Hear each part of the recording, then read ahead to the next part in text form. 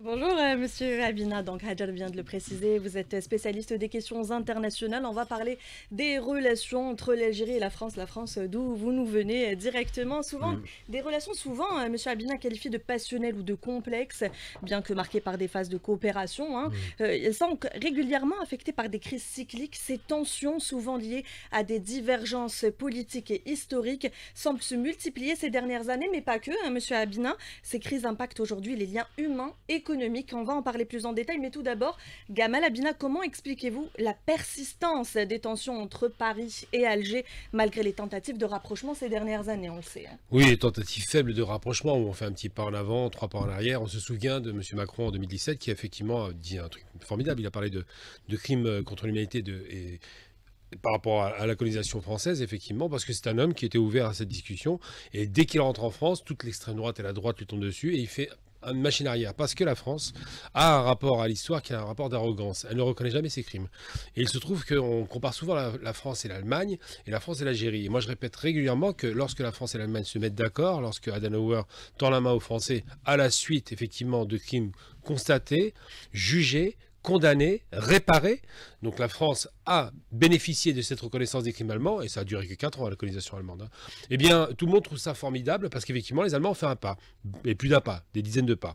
Par contre, le rapport avec l'Algérie, on n'est même pas au seuil de reconnaître les crimes. C'est-à-dire que la question qui se pose, c'est pas de savoir, on parle beaucoup de questions mémorielles, que les Algériens sont entêtés là-dessus. Non, les Algériens ont raison de demander, enfin d'exiger maintenant, à ce que la France reconnaisse les crimes. On parle de l'État français, on parle pas du peuple de France. Et les Français font quoi? Ils font semblant. Ils parlent un coup de Morisseau, un coup du père d'un ami d'ailleurs.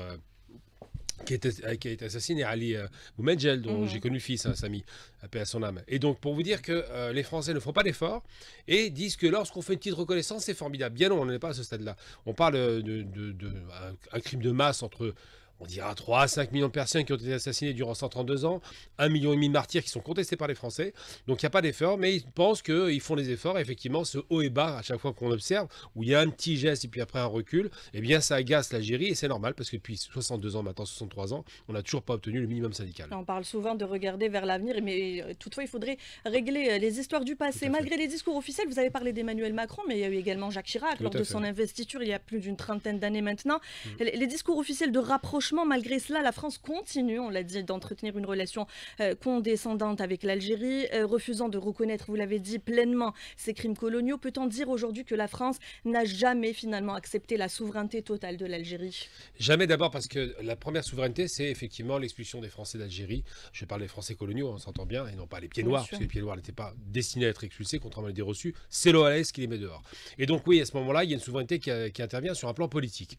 Mais pas total, effectivement, parce que les accords d'Évian ont donné droit aux Français à quelques exploitations abusives du désert, par exemple, du Sahara. Et surtout, on l'oublie toujours, parce qu'on parle beaucoup de ce que soi-disant la France donnerait en coopération à l'Algérie. Les Français se sont servis généreusement de 62 à 71, Dieu merci, au moment de la nationalisation du pétrole, on récupère le pétrole, ils se servent du pétrole et du gaz gratuitement en Algérie. Donc ça, on l'a oublié. Ça, c'est un acte de souveraineté qui a beaucoup agacé la France.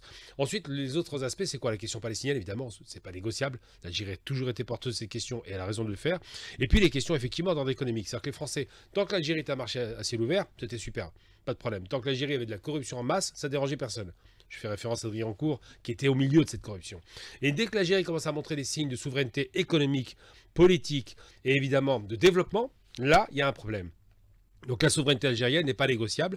Les Français le vivent mal parce qu'ils ont toujours ce rapport de condescendance, vous l'avez souligné, à Mhm. savoir, nous les maîtres occidentaux blancs, hein, le racisme scientifique, nous sommes les dominants face à ce peuple les inférieurs. Le problème, c'est que ce peuple inférieur a fait briller pendant 1400 ans la civilisation et aujourd'hui revient au devant de la scène.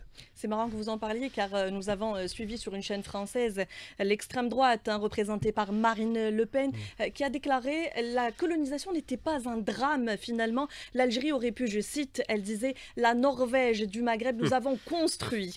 Hein. Pourquoi aujourd'hui l'Algérie reste-t-elle cette cible privilégiée, surtout pour l'extrême droite, monsieur Abinin? D'abord parce que l'extrême droite s'est fondée sur l'Algérie française. Elle s'est fondée sur la frustration de la part de l'Algérie. Il ne faut pas oublier que le calendrier n'est pas un hasard. 62, on se libère. 72, on crée le Front National. Par un criminel de guerre, Jean-Marie Le Pen, qui aujourd'hui est décédé. Parce que Madame Le Pen est une ignorante. J'ai eu l'occasion une fois de faire un débat contre elle il y a quoi, une quinzaine d'années, au cours duquel je me suis rendu compte de son niveau de médiocrité intellectuelle qui était assez évident et abyssal. Mais surtout, on se rend bien compte qu'elle répète un petit peu comme une cruche, ce que toute l'extrême droite comme des cruches répètent, à savoir, nous avons été formidables en Algérie. En vérité, en Algérie, les Français ne faisaient rien. Ce qui a été construit en Algérie était fabriqué uniquement par le sang et le travail des ouvriers algériens, qui étaient réduits à l'esclavage. Ensuite, quand on détruit à 90% un territoire pour venir construire d'ignobles, et je le dis à eux, d'ignobles façades maritimes qui sont un copier-coller de ce qu'on a à Paris, à la rue du Louvre, donc ce front de mer avec ses immeubles haussmanniens, et ça ne correspond pas à l'atmosphère du pays, ça ne correspond pas à l'esthétique du pays. Ben, quand on construit ça et qu'on se vend d'avoir fait ça, je suis pas sûr que ce soit glorieux, mais surtout on parle d'hôpitaux. Alors j'ai envie de dire en parallèle, puisque les Français se vantent beaucoup de la construction soi-disant mythique de routes et d'autoroutes. D'abord, il n'y a jamais eu d'autoroute en Algérie sous les Français. Il n'y a eu que des routes et des chemins, presque des chemins de pistes de savane. Ensuite et surtout, ils ne le faisaient que pour leur intention à eux, pour exploiter le territoire et pour sortir les richesses du territoire. En aucun cas pour construire une nation. Et puis c'est important de les rappeler, puisque ces Français très arrogants parlent beaucoup. Mais qu'est-ce qui se passe à Mayotte actuellement? Il n'y a pas un hôpital. Mayotte, territoire français, comme la France.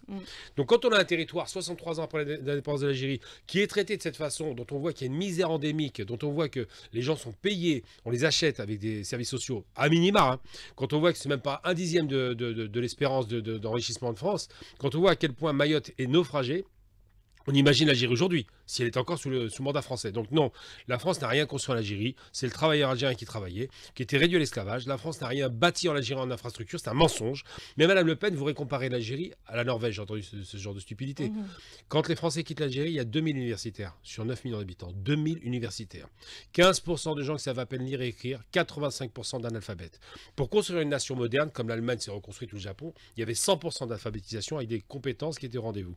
L'Algérie a construit en 60 ans, 100% d'alphabétisation, ce que les Français n'ont pas su faire en 132 ans. Donc j'ai envie de dire simplement, quand cette femme parle d'histoire, qu'elle fasse un petit effort, qu'elle sorte des Lugans ou de ce genre de clowns qui ne savent pas l'histoire, qu'elle sorte des Zemmour qui est complètement illuminé par une histoire mythifiée lui aussi, un type de banlieue du 93 qui comprend rien à l'histoire, et qu'elle aille dans l'histoire réelle et profonde, à savoir de vrais historiens qui ont fait le travail, comme Benjamin Stora, comme Mohamed Harbi, comme Youssef Girard qui est un ami, comme tout un tas d'historiens, Salek Salem, qui ont fait le travail, qui ont produit de la connaissance et surtout qui ont été sur le terrain. C'est surtout une aberration de dire que ce n'est pas un drame quand on parle de crimes contre l'humanité, crimes de guerre. Hein. Alors c'est pas un drame, mais bon, apparemment 4 ans de colonisation allemande, ils pleurent ça fait 83 ans qu'ils pleurent là-dessus, on fera des 80 ans cette année, alors que par contre 132 ans, donc 128 ans de plus, c'est pas un drame.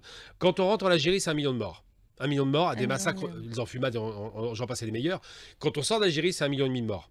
Pendant cette colonisation, c'est 5 millions de morts. C'est pas un drame, mais qui parle? Moi, j'ai envie de dire, Madame Le Pen, son petit papa, il est resté jusqu'à 96 ans. Mon père, qui a subi la torture à Alger, qui a été effectivement torturé comme beaucoup d'Algériens dans cette fameuse ville-là, par Le Pen et son équipe, mon père n'a vécu que 63 ans parce qu'il est mort des conséquences de la colonisation.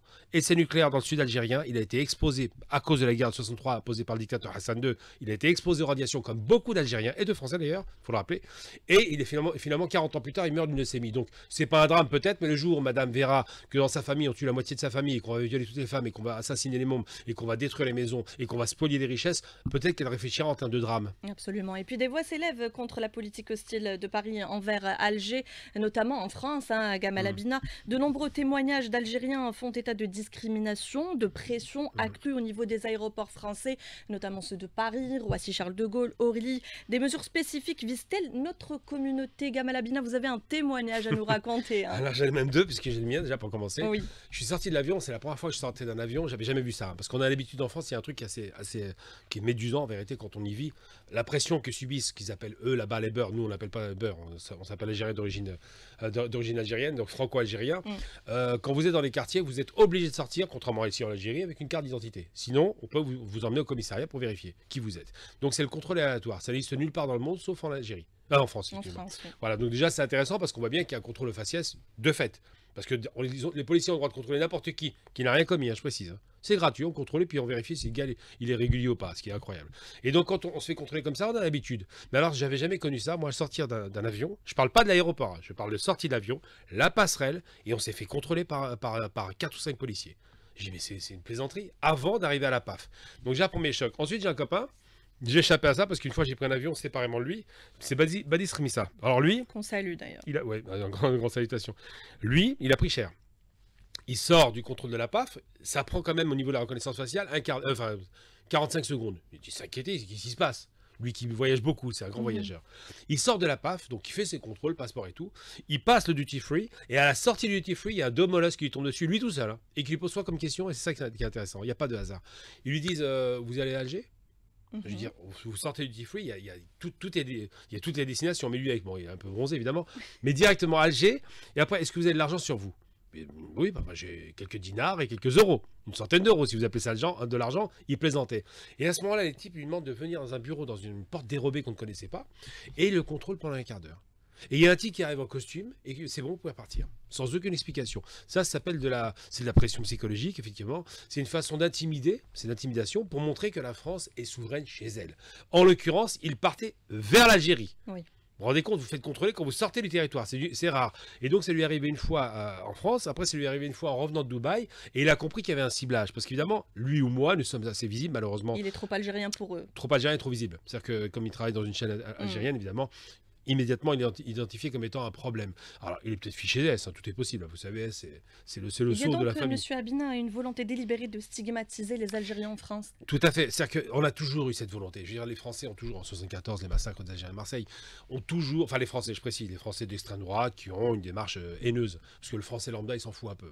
Et donc ces gens-là ont toujours eu une volonté de ciblage des Algériens. Pourquoi? Parce que l'économie va mal en France, ça se passe pas bien du tout, parce qu'il y a un blocage politique, parce que M. Macron, malheureusement, n'a pas donné le pouvoir à l'opposition pour faire voter son fameux budget. C'est juste une question budgétaire. Hein. Et donc, comme il y a un blocage à tous les niveaux, il reste quoi? Le bouc émissaire. Ce fameux bouc émissaire cher à la tradition juive, qui consiste à mettre sur quelqu'un tous les maux de l'humanité. Et il se trouve qu'en France, actuellement, nous sommes les juifs de la France. Voilà, il faut le dire. Hein. On est devenus les juifs de la France. C'est-à-dire que l'histoire bégaye, 100 ans plus tard, il y avait un antisémitisme violent en Europe, et en France en particulier. Et 100 ans plus tard, on revoit la même chose. Le marqueur identitaire est évident. On a la couleur de peau, le nom, la religion. Donc ça correspond un peu au caractère de ce qu'on appelait à l'époque les juifs européens.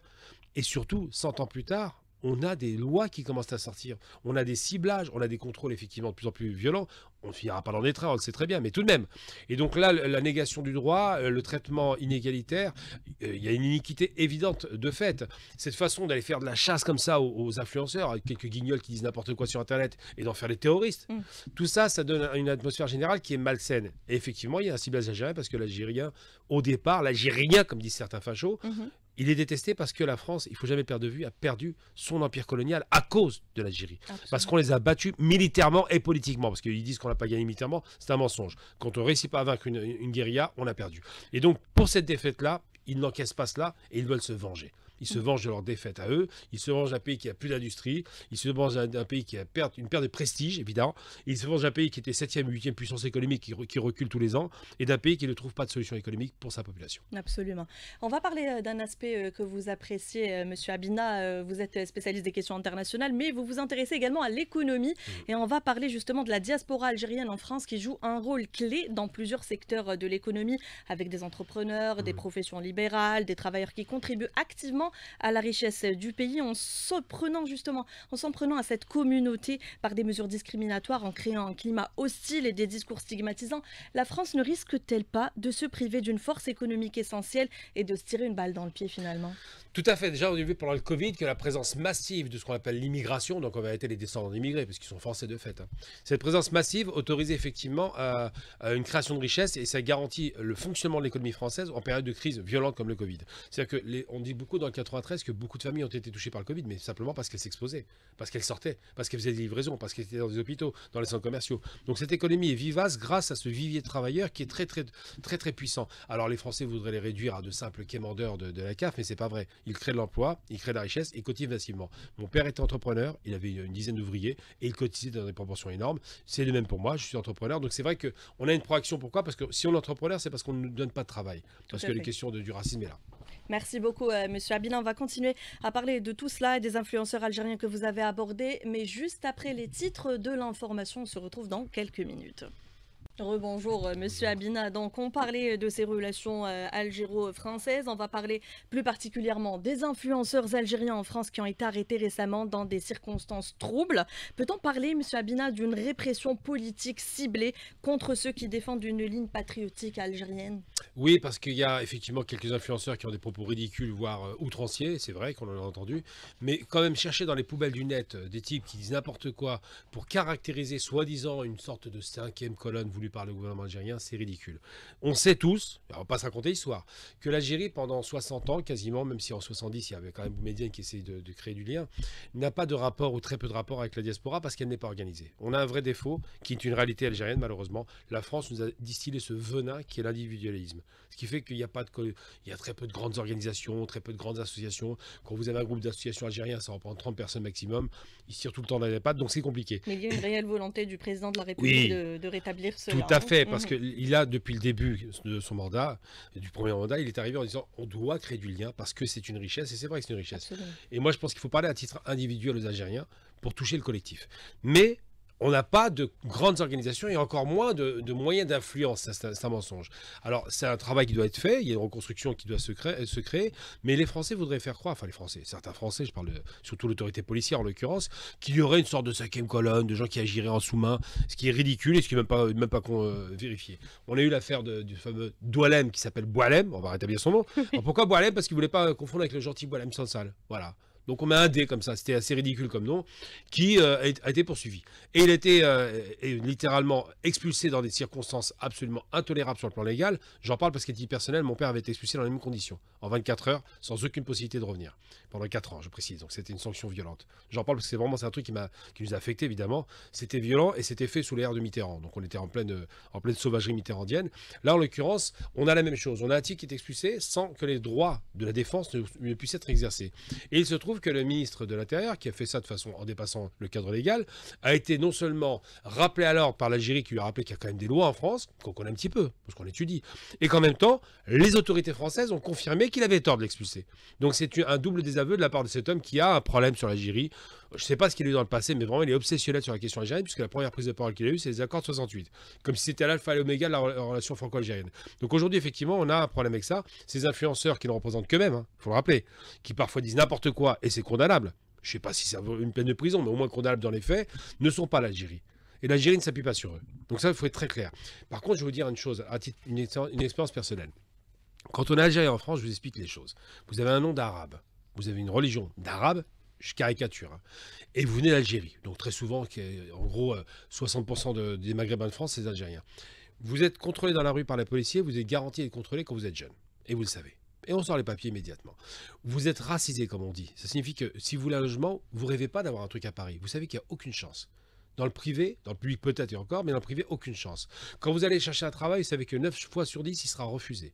Quand vous allez postuler pour n'importe quoi, il y aura cette barrière. On a intégré l'idée, on a normalisé l'idée que parce qu'on est arabe, de toute façon, on n'aura droit à rien. On sera mal vu. Alors je dis pas les Français sont racistes, c'est stupide de dire ça et c'est faux. Je dis que les décisionnaires en France, que ce soit les DRH, que ce soit les commissions d'attribution de HLM, que ce soit les policiers, sont massivement ou racistes ou ont des réflexes racistes.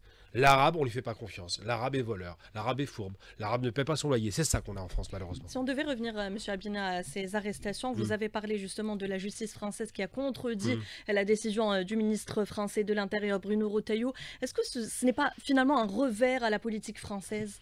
Alors, moi, je ne vais pas en dire la politique française, parce que la politique française, elle est dictée par un homme qui a tendance à prendre ses aises, Retailleau. Retailleau est un homme qui est un raciste, je le dis haut et fort. Hein.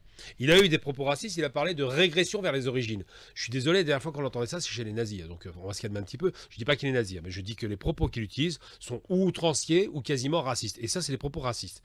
Étonnamment, il n'a pas été poursuivi pour ça à l'époque. Bon, chacun fait ce qu'il veut. Mais, lorsqu'il impulse un mouvement, alors qu'il contrevient à ses propres règles de droit, on se demande qu'est-ce que fait le premier policier de France. Est-ce qu'il oublie que la loi chapeaute la police? Qu'il y a une séparation de pouvoir, qui n'a pas à faire ça. Donc cette chasse aux sorcières, on peut en parler, est une chasse aux sorcières qui n'a aucun sens, parce qu'il n'obtient pas ce qu'il espère. Il espère créer une sorte comme ça de comité d'organisation d'un groupe comme ça, plus ou moins structuré, alors que c'est pas vrai. Il parle à des individus qui font n'importe quoi et il cherche à faire des exemples. Le problème de M. Retailleau, c'est qu'il veut se venger. Apparemment, Boualem Sansal, l'écrivain qui a dit que les Algériens étaient tous fascinés par le nazisme, il faut le rappeler. 2008, le village de l'Allemand, c'est ça. Hein.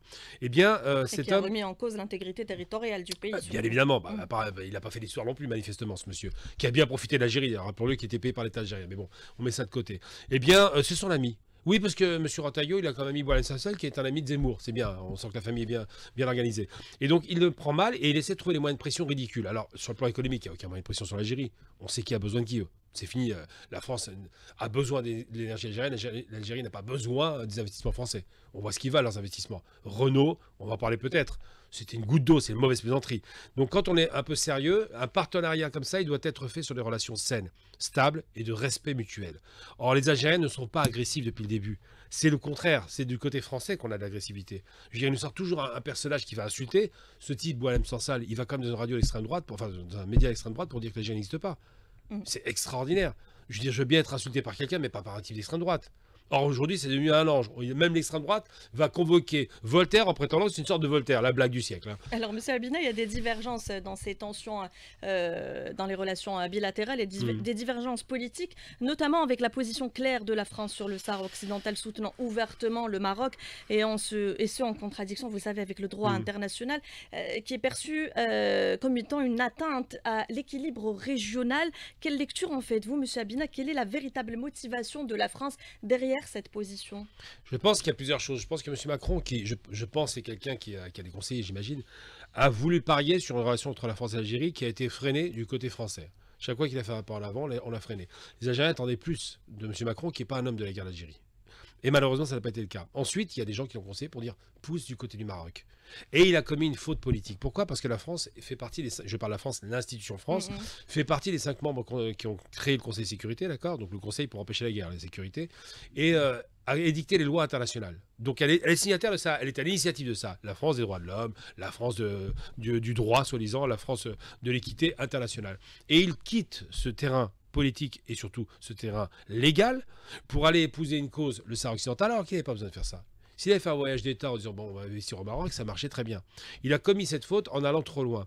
Donc c'est vrai que M. Macron a tendance à aller très très loin dans ses positions parfois et à reculer. Là en l'occurrence, c'est une faute politique qui va lui coûter. Et surtout l'investissement au Maroc, est-ce que c'est aujourd'hui aussi intéressant pour la France que l'Algérie? Je veux dire, le marché algérien il est monumental, avec un pouvoir d'achat important, avec une jeunesse réformée, avec une énergie abondante et pas chère, ce que n'a plus le Maroc aujourd'hui. Je le regrette parce que moi j'ai une sympathie pour le peuple marocain. Il n'a pas mérité de souffrir économiquement, mais malheureusement il souffre aujourd'hui.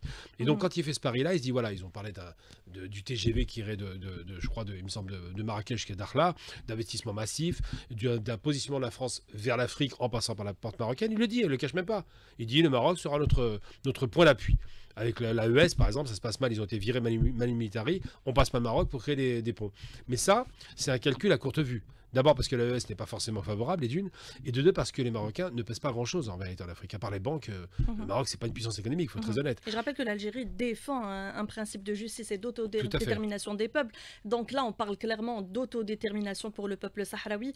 Monsieur Abina, l'Algérie adopte une posture plus ferme sur la scène internationale, vous l'avez sûrement remarqué, notamment en renforçant ses alliances avec d'autres partenaires comme la Chine, la Russie, encore la Turquie. La France a-t-elle peur justement de perdre son influence sur ce pays? Vous savez, sur notre pays. Hein. La plaisanterie, c'est que l'Italie, qui avait une colonisation qui n'a pas duré longtemps, une vingtaine d'années en Libye, est devenue le premier partenaire de l'Algérie. En Europe, c'est incroyable. L'Allemagne la talonne de près, la France recule partout.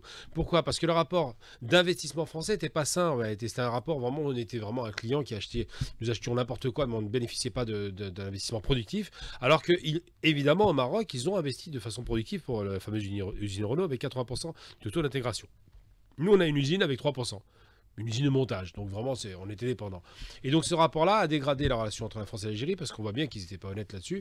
Et puis l'autre aspect qui est aussi qu'il faut noter, vous avez parlé du droit international, c'est vrai que l'Algérie rappelle les règles de droit. Ils disent pas nous voulons un Sahara occidental indépendant. Ils disent nous voulons que le droit soit appliqué, qu'on les consulte. C'est tout. Si les Sahraouis veulent être marocains, qu'ils le soient. S'ils veulent pas, qu'ils le soient pas. Ça s'arrête là. Mais les Français n'ont pas cette position-là. Donc c'est vrai qu'aujourd'hui, cette dégradation, ce prestige français qui a perdu de sa superbe, se dégrade en Algérie et en Afrique. C'est-à-dire qu'il ne faut pas parler que de l'Algérie, parce qu'il parle beaucoup d'un sentiment anti-français, ce qui est faux. En Algérie, il n'y a aucun sentiment anti-français, c'est un mensonge. On a un problème avec le passé colonial et la colonisation, pas la France. Et en Afrique, il y a un sentiment qui est né de la présence militaire française, qui est un sentiment anti-français militaire. Ils n'ont pas de problème avec les Français aussi. Donc il ne faut vraiment pas tomber dans ce piège. C'est-à-dire que les Français voudraient renvoyer en miroir certains racismes qui existent chez eux face à des Africains qui n'ont pas cette culture raciste, parce qu'on ne l'a pas inventée. Donc c'est vrai que cette problématique, et aujourd'hui, effectivement, la France ne fait que reculer, parce que manifestement, la position politique française reste arrogante. Et si on devait voir ça d'un autre œil, que l'Algérie, qui est aujourd'hui un acteur influent, notamment au Conseil de sécurité des Mhm. Nations Unies, pensez-vous que cette montée en puissance gêne finalement la France et explique son comportement hostile? Vous savez, quand on nous a vendu de la ferraille ou de l'alimentation pendant des années, des produits alimentaires en Algérie, ça ne dérangeait pas. C'était un marché à ciel ouvert.